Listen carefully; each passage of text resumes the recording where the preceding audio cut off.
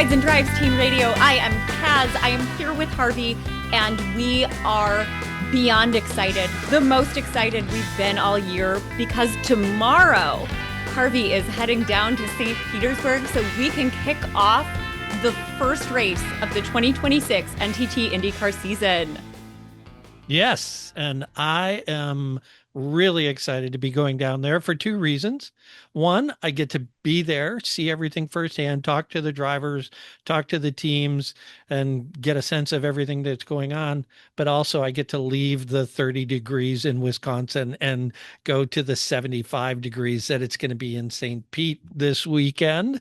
So, Oh my looking gosh. forward to being there. Sorry to rub it in, but you know. Indiana's been a mix of 80 degrees, then tornado, then blizzard. So who knows what I'll get this weekend. Maybe I'll also have 70-degree weather. We'll see. Either way, I'm getting a race, and that's enough for me. That's great. And you're going to get to watch it from the typical fan perspective, which is on TV, and you'll be reporting on that part of it. And I'll be reporting live and, gathering whatever content I can there. So we'll have a lot of different perspectives to bring people on Saturday and Sunday. So. I always have a little FOMO when you go to races without me. I'm sure it's the same for you, but I do like it when we get to provide the two perspectives. So let's not waste any time. We've already started to talk with people at IndyCar about St. Petersburg. We talked with Marcus Ericsson earlier this week. Harvey, what did you learn? Yeah, it got the opportunity to ask him some questions about the venue, and one of the things he talked about was how much he likes the place. And he said he likes it for a couple of reasons. First of all, he likes it as a track because it really fits his style. It's a very tight track. It's a very technical track where you have to be precise. And he said that fits his driving really well. The other thing he liked about St. Pete and part of the kickoff of the season, he said, there are a lot of people from Sweden who come out to the race because they like to leave the cold and dark of Sweden and come to the warm Florida. So he'll have a lot of Fair. fans there as well. So, yeah, it's, for people who don't know the St. Petersburg track, it's a street circuit. It's got concrete walls right up to the edge of the course along some of the most tight corners. There's a section from turns 4 to turn 9 where it's just one turn after another. And Marcus talked about the fact that that's a really interesting section because it has great flow. But if you're behind a slower car going into that section and you don't get by him before then, you're not getting by him through that section. So you'll see a lot of really interesting passing activity going into turn 4, or at least attempts at it from people who want to make sure they can get by before then.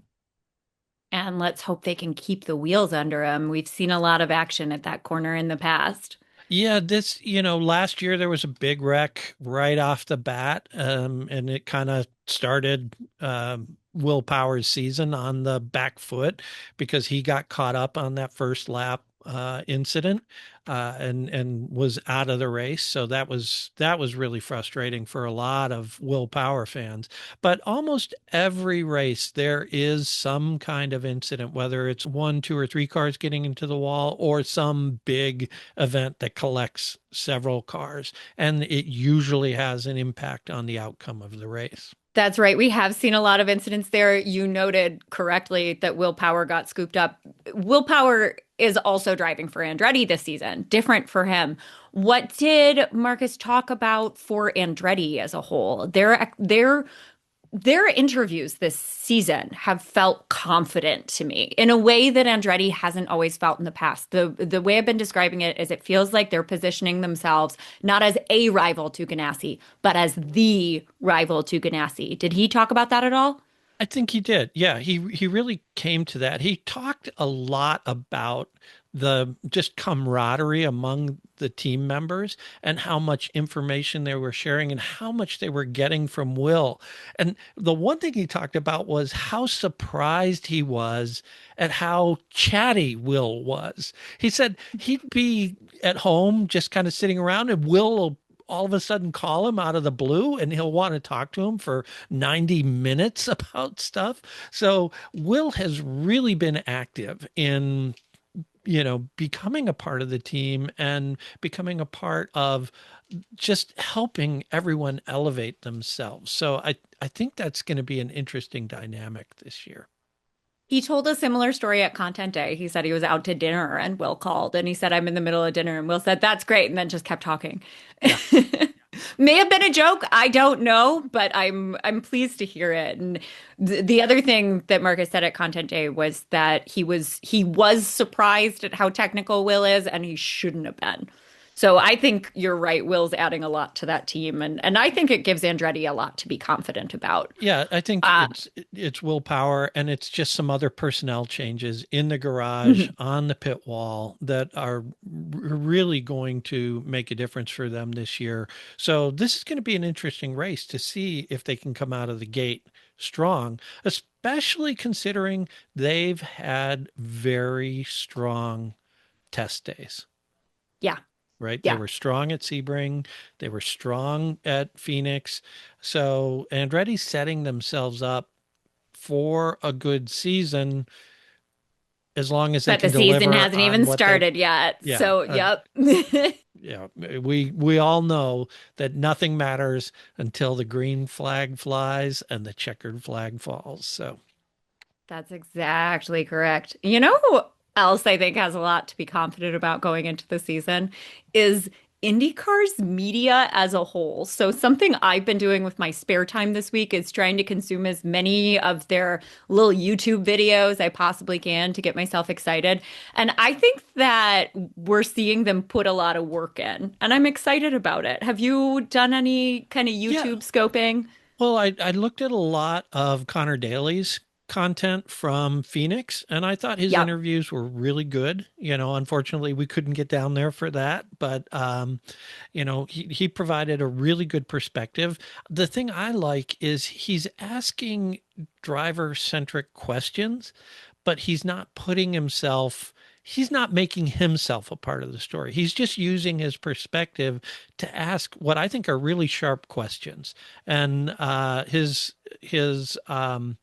familiarity with the drivers, I think, just makes them more comfortable with him in some of the interviews. So I thought that was really good. What are some of the things that you've seen that you liked? You know what I'm really the most pleased by, and they've done a good number of explainer videos of, looking ahead, here are the storylines for 2026. Will Buxton's been doing a little series that feels like incredibly low budget. It's just like Will sitting behind a desk in front of a blurry camera in a white room, but it's still great insight, and I Mm-hmm. appreciate hearing it. But what I've noticed most about their content is a lot of, you know, I don't want to invite a lot of Formula One comparisons. That's not what I'm trying to do. But something that they do quite successfully, something that NASCAR does quite successfully, is center the drivers, make the story about the personalities. And I've seen a lot of highlighting of that in these recent videos, both in more serious content and also just in like goofy little games. I watched a video the other day where the drivers were blindfolded and they had models of all the tracks and they had to guess what they were based on feel. It was dumb, but it was funny. Stingray Rob is amazing at it, just so Yeah. everybody knows. He was awesome, got every single one. Um, so that was just kind of it's just that kind of goofy thing that's fun to see. It extends your excitement a little bit past race weekend, gives you something to look forward to on Tuesday morning when you're like, still so Right. far away from Sunday. Well, and it gives you a little bit of an insight to the drivers as people, which is Mhm. really important. That's what we care about, is Yeah. is not only are they good drivers, but how are they as people? What makes them tick? How does that, affect them at the track or in their relationships with other drivers? I think all those things are important. And I remember when I was doing advertising for Chevrolet back in the day, we'd go to NASCAR races, and I'd be in the garage area, and Richard Petty would be there, and he wasn't a Chevy driver, unfortunately, but I got to see him and talk. But you'd see him walk past the fence, and there would be crowds four, five, six people deep, just wanting to get a glimpse of Richard Petty because, he was the king and everybody knew it. It felt like they knew him. The IndyCar drivers at that time, they were very much behind the helmet, right? Yeah. You never really saw them other than as a part of the car. And I think IndyCar has realized that, and they're doing a much better job of making the drivers the star of the show because this really is a driver series. And ultimately, for me, sports is human drama. Whether we're talking about a team or an individual or some combination of the two, sports is human drama. I want to know why I'm rooting for somebody. I don't just want to root for them because they're the best or they drive this way I like, although that helps. But I want to root for them as people as well. So I've really enjoyed learning a little bit about who the drivers are through that content, and I hope they continue doing it. I hope they continue to allocate more budget for it because again, this Will Buxton series was hilarious when I'm watching it. But I'll like have to take I've a seen look this at that. guy on Drive to Survive, and then I'm seeing him sit in front of this hotel room, conference room desk. It was fun. It was charming. Yeah. Yeah, it's good. And if you're listening to this podcast, you should go to that IndyCar content and consume that content. It's a big tent. There's a lot of people out there that we like to listen to. It's not just about us. We hope you keep coming back here, but all of that content is great content. It'll just give you a much bigger appreciation for the sport. I'll say too, if you are a new fan, they had a lot of great explainer videos, who's on what team, what they're looking for this season, what they did last year. That's the kind of stuff we're not going to go super into depth about, and it's great to have somewhere easy you can go to learn that information. So Right. definitely, if you're a new fan, check them out as well. Good job, IndyCar. Way to start the season. Woohoo! I'll let them know you said that Yeah, when I'm please down do. there this weekend. Yeah, so let's talk about the race at St. Pete a little bit and what we expect to happen this weekend. And so, first of all, let's talk about the track, right? And the Mhm. venue and the whole idea of the Grand Prix of St. Petersburg. I guess it's the Firestone Grand Prix of St. Petersburg. We should make sure we let Plug the Firestone sponsor. know and appreciate what they're doing to make sure that this race continues on. It started as a sports car race. It was Trans Am that it never really caught on. These things are typically sponsored by the local Chamber of Commerce or the destination marketing organization like Visit St. Pete, and they still are a sponsor of this thing. But back then, it really didn't take off the way they wanted it to. So it was kind of on again, off again. Then IndyCar got involved. Actually, back then it was CART. In 2003, they ran the first open wheel race there, and Paul Tracy won that race. It was a fairly decent success, but that was when the CART and IRL split happened. So after that, it was on hiatus for a year. And then they came back in 2005, and they've been running at St. Pete ever since. So next to Indy, this is the longest continuously operated venue on the circuit. So, Oh, and of the 22 years they've run this race, 16 times it's been the kickoff event to the season. So it's really become this traditional kickoff event now to the season, and that makes it a great party. I'm looking forward to getting down there tomorrow evening. There's from 4 to 7. They have a big party going on at the track where some drivers will be out there and public and media and all of that. So hopefully I'll be able to get there in time and grab a little video of that and maybe talk to a few people. And then Friday, all the racing and everything starts in earnest. So, Friday we'll have practice, Saturday we'll have practice and then qualifying, and then Sunday is race day. We also have an Indy Next race, and we have a NASCAR Truck Series race going on oh, the same weekend. So there's a lot going on at the track, and it'll be a lot of fun to see how it all comes together. But yeah, so from an event standpoint, it's a really exciting event, and it just feels like a premiere, right? yeah, it sure does. So we talked about turn four. the Hmm. concrete walls. Where else on the track are people going to want to keep their eyes on? Well, those coming down the front straight into turn one, the one, two, three complex, those turns can be tricky, especially in those first couple of laps when you have 25 cars, right tight together. And that's what happened last year in the race is somebody got a little aggressive, got into the back of another driver. All of a sudden, four or five cars are in the wall. Hmm. So look at that section. The real passing opportunities are between 3 and 4, then between 9 and 10, 10 going into, and there's like a little bend in it, but the final sort of hairpin 13, 14 is where there's coming back into the front straight, which is on the airport. Funny little note about the airport there that they run on. It's the airport that was the site of the first scheduled commercial airline flight Oh, out of St. Petersburg. Who knew? Just stuff you look at learn that. when you research a race. So, but they run down that long front straightaway. So again, getting into that hairpin, getting everything set up right to come out onto that front straight where there's going to be a lot of passing going on as well. If you're going to the race, you really want a grandstand seat. This is not like Road America where you can walk around and see a lot from different vantage points. The Hmm. general admission viewing areas aren't great. They have a lot of video boards up, which is really nice because if you're in one place, you can still see what's going on around the track. But it's one of those races that you want to buy a ticket, you want to get in the grandstand, you want to sit up high.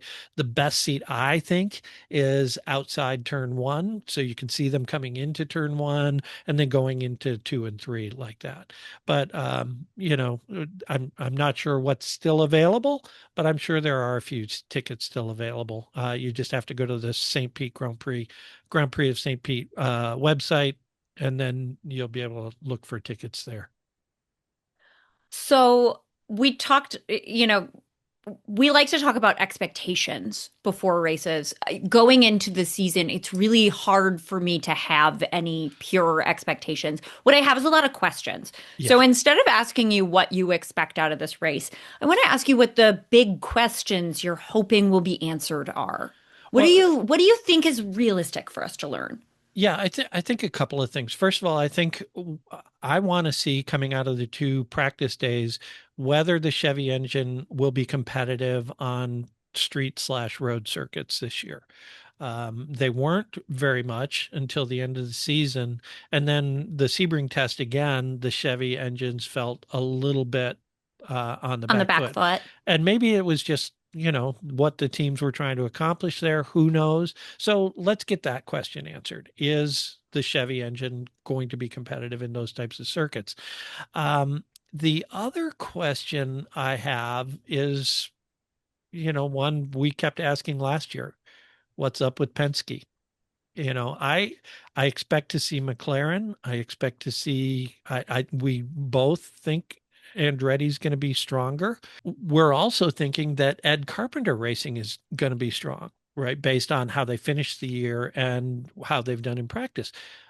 Penske's had some good practices, Yep. but they qualified on the pole last year at St. Pete, right? Two McLaughlin years was, ago, Joseph Newgarden won this race. yeah. So they Took it have, away, but he won it. yeah, well, yeah.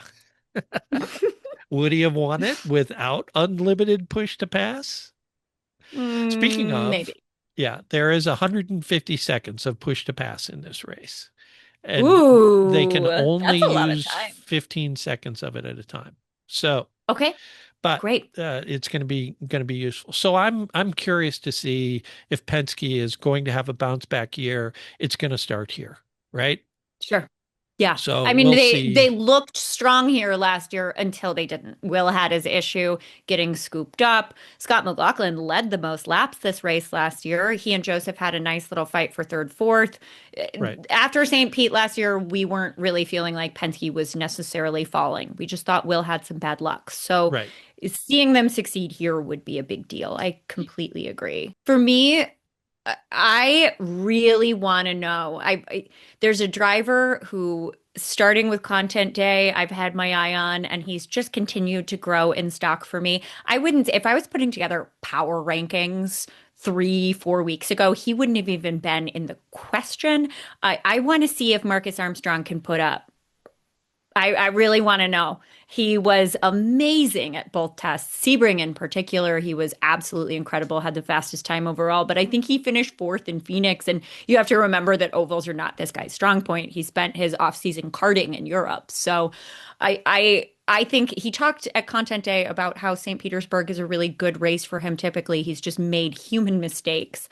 I'm looking forward to seeing what he's actually got when the pressure's on, when it really matters. I think if he does well this race, I'm going to start thinking about him as a real contender. Yeah, and Rossi didn't look bad either in Phoenix. So No, sure didn't. um yeah, so I think we've got some some We've got drivers some that drivers we don't normally talk about right. as potential race winners. Yeah, and actually that's one of the things Marcus Ericsson talked about in his when we talked to him earlier this week was in IndyCar, if you make a mistake, you lose 7, 8, 9, 10 positions. Because if you lose 3/10 on a lap, that's what that is, right? It's a big deal. So the racing is so close, and that means that yeah, it's not like you have one or two super teams that are going to dominate this race. The podium's going to change every week, and this is just going to be a part of that. So there's a reason to tune in every week. It's just great racing, really interesting personalities behind the wheel of the cars and running the teams. You've got all of that going on. Great storylines. And I just can't wait to get down there and start covering it and sharing it with everybody. That's exactly what I think. Speaking of, Harvey, I think it's probably time to let you get to bed so you can rest up for that flight tomorrow. Yeah, it's not too early. I'm glad my flight doesn't leave till 9:30, but I should be down there, mid-afternoon, collect the rental car, head over there, and hopefully be able to grab my credential and get into that party and start figuring out what life will be like at St. Petersburg this weekend. So Yeah, I can't wait to watch it on TV. Can't wait to hear what the announcers have to say and see what kind of action I get to see.